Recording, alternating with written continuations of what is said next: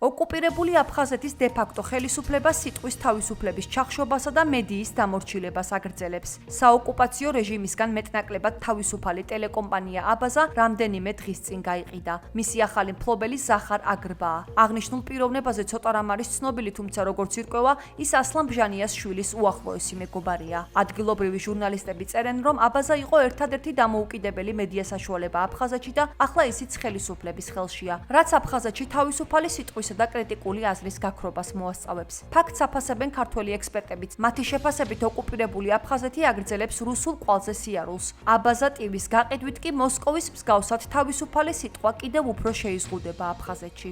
აფხაზეთი აგრძელებს სვლას რუსეთის ნაბიჯებით.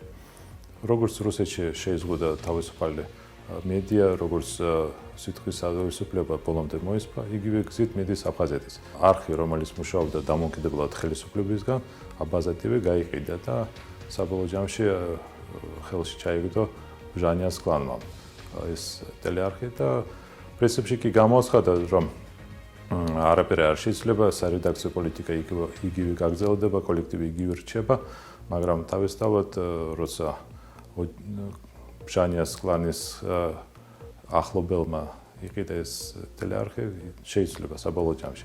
ზახარ აგრბა არის, ასე ვთქვათ, მარიონეტული რეჟიმის პრეზიდენტის შვილის უახლოესი მეგობარი და ეს ადასტურებს იმ ფაქტს, რომ ხდება, ასე ვთქვათ, უფრო და უფრო იზრდება კონტროლი თავისუფალ სიტყვაზე, მედიაზე, რაც ზღუდავს გამოხატვის თავისუფლებას.